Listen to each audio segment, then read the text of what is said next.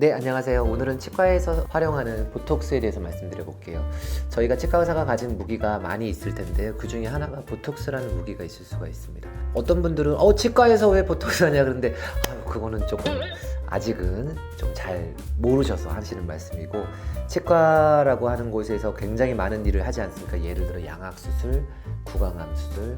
우리가 치과에 구강 아간면 외과 전문의가 있거든요. 단순하게 치아뿐만 아니라 치아 주변의 근육과 인대를 다루는 그런 과에서, 뼈뿐만 아니라 그런 과에서 이 보톡스를 엄청나게 많이 활용하고요. 치과 전반적으로도 많이 활용합니다. 그 구강암외과뿐만 아니라 구강내과뿐만 아니고 일반 치과 선생님들도 보톡스를 많이 활용하고 있습니다. 보톡스를 활용하게 된 건 제일 처음은 보통은 기능적인 이유 때문이었을 거예요. 왜냐하면 이갈이라든지 이 약물기 같은 게 있을 때 그것들이 턱 관절이 아픈 걸로 오기도 하고요. 꽉 무니까 치아가 아픈 걸로 오기도 해요. 우리가 꽉 물었을 때 생각해 보시면은 여기가 치아 자체가 아플 수도 있죠. 근데 이럴 때 자칫해가지고 치아가 아프다 그래서 치아를 막 신경치료를 하거나 하면은 좀 과한 치료가 되겠죠. 모든 치료는 원인 치료를 해야 되니까요. 이제 그럴 때 힘을 빼기 위해서 보톡스 치료를 이제 시작을 했지만 이것들이 굉장히 익숙해지기 시작하면서 점점 미용 영역에서도 많이 사용하고 있죠. 보톡스라는 기전이 널리 알려져 있고 부작용도 적은 것으로 알려져 있기 때문에 활용 범위가 다양하다고 할 수 있습니다. 저희만 하더라도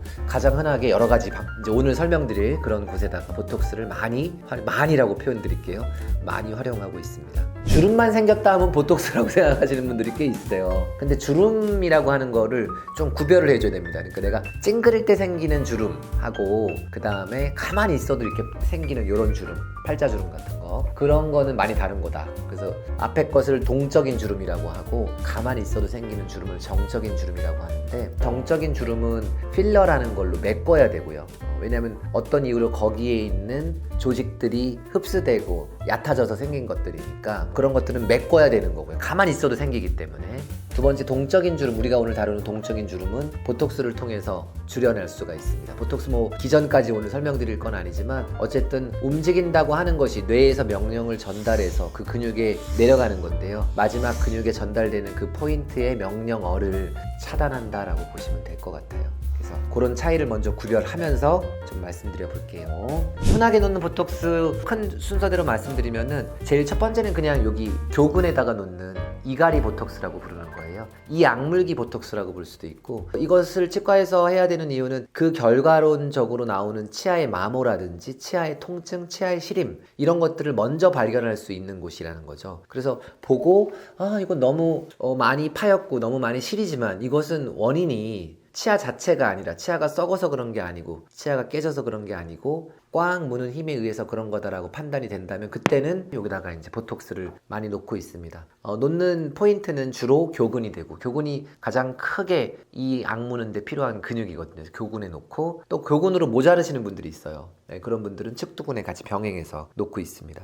좀 경미한 분들은 교근 위주로 놓고, 또 어떤 분들은 좀 심하기 때문에 측두근에 병행해서 놓고 있습니다. 그게 가장 흔한 보톡스고요. 두 번째는 입안의 구조라든지 교정치료 이후라든지 여기 근육에 힘을 줘야 되는 분들이 있거든요. 그러니까 입술을 담으려고 하면 그 근육에 힘이 들어가는 경우, 그럴 때 그것이 굉장히 좀 신경 쓰이기 때문에 그 주름을 펴는 그런 보톡스를 놓기도 합니다. 그 다음에 좀 재미난 경우인데, 잇몸이 보이는 경우, 연예인으로 치면 이효리, 또 저 같은 경우는 좀 보이는 스타일인데 그렇게 잇몸이 보여서 오시는 경우가 있거든요. 그게 신경 쓰인다, 내가 꼭 웨딩 촬영을 해야 되는데 환하게 웃을 때 보이는 잇몸이 싫다, 그래서 그렇게 오시게 되는데, 그럴 때 치과에서는 잇몸을 절개하거나, 그거는 치아의 노출 부분이 작은 분들 진단에 따라서 그렇게 하기도 하고, 또 치아의 노출 부분, 크라운이라고 부르는 부분이 정상이다, 그럴 때는 이제 내가 웃을 때 입술을 들지 않습니까? 근데 그 근육을 마비시켜서, 힘을 약화시켜서 놓는 그런 보톡스를 놓기도 합니다. 그래서 거미 스마일이라고 부르기도 하는데, 거미라는 뜻이 이제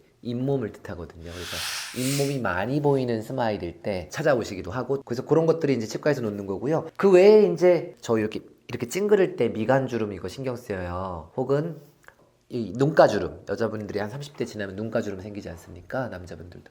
그럴 때 병행해서 그냥 조금 소량으로 놔드리기도 하고 그렇게 합니다. 그래서 그런 미간주름, 그 다음에 눈가주름, 그 다음에 경우에 따라서는 이마주름까지 그런 데 놓는 경우가 종종 있다라고 말씀드려 볼게요. 그래서 이렇게 해서 치과에서 놓는 보톡스를 한번 정리를 해드렸어요. 보통은 보톡스 효과라고 하는 것이 이전 영상에도 있지만 한 3, 4개월 정도 가고 그 이후에는 다시 제자리로 근육이 찾아지는 경우가 있어서 마지막 첨언하자면 이걸 계속 맞아야 돼 하는 분들이 있는데 물론 젊었을 때는 주기적으로 맞아야 될 필요가 있을 수 있고요. 근데 이제 근육이라고 하는 것이 내가 이갈이가 만약에 있다. 근데 원래는 명령을 내리면 이를 갈아야 되는데 명령의 최종 수행자인 이 근육, 교근에다가 보톡스를 놓지 않았습니까? 그러면은 이게 조금 보톡스가 2, 3회, 3, 4회 반복되다 보면 뇌에서는 더 이상 어차피 내가 명령을 내려도 얘가 딱 쉽지 않으니까 그 명령을 좀 줄이자라고 해서 그런 피드백 메커니즘을 통해 가지고 줄어드는 경우도 있습니다. 그래서 무조건 계속 맞아야 된다 이런 건 아니고 또 이런 메커니즘에 의해서 이갈이가 줄어들기도 하고 또 나이가 먹으면서 자연스럽게 줄어들기도 하고 혹은 치과에서 하는 스플린트 등을 병행했더니 이갈이가 줄어들기도 해서 이것이 영원히 지속되는 그런 주사는 아니고 어떤 인생의 한 시기에 필요한 순간에 놓으면 굉장히 효율적으로 큰 부작용 없이 맞을 수 있는